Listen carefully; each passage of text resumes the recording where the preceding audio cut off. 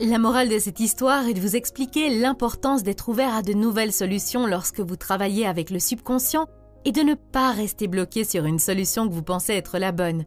Ce n'est pas votre travail de savoir comment vous allez arriver à cette destination.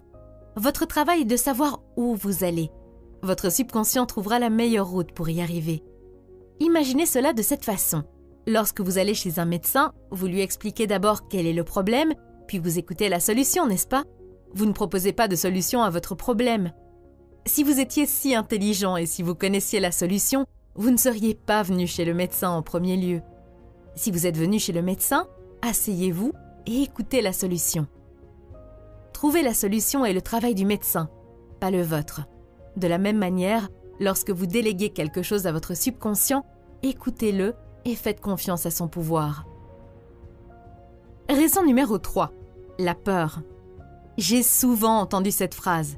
J'ai dit des affirmations et fait des visualisations, mais je n'ai pas obtenu de résultats. Eh bien, c'est parce que vous vous êtes probablement laissé aller à des pensées de peur, peut-être 10 minutes plus tard, et avez neutralisé le bien que vous aviez affirmé. Imaginez que vous montiez dans un taxi et demandiez au chauffeur de vous emmener à l'adresse de votre domicile, mais qu'après quelques centaines de mètres, vous demandiez au chauffeur de vous emmener à une autre adresse. Après un court laps de temps, vous avez à nouveau changé d'adresse. Si vous continuez à changer de destination tous les quelques centaines de mètres, le chauffeur de taxi sera désorienté. Même s'il voulait suivre vos instructions, il est fort probable qu'il n'y parviendrait pas. Il en va de même lorsque vous travaillez avec les énormes pouvoirs de votre subconscient. Vous devez avoir une idée claire dans votre esprit.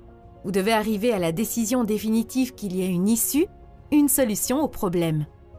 Comme je l'ai mentionné il y a quelques minutes, l'idée qui se réalise est celle à laquelle nous accordons le plus d'attention. Par exemple, si vous avez un examen ou un entretien, la plupart du temps, vous penserez probablement à l'échec. En conséquence, c'est un échec que le subconscient concrétise. La peur de l'échec crée l'expérience de l'échec.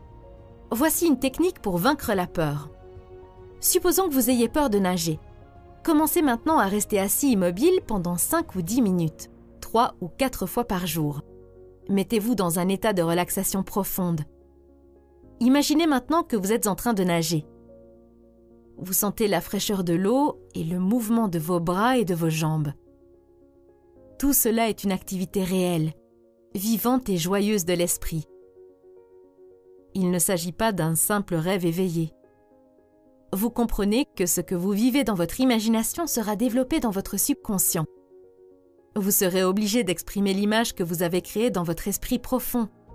La prochaine fois, lorsque vous nagerez, c'est la joie qui fera surface. C'est la loi du subconscient. Vous pouvez appliquer la même technique à d'autres peurs comme les entretiens, les examens ou la prise de parole en public. Point à retenir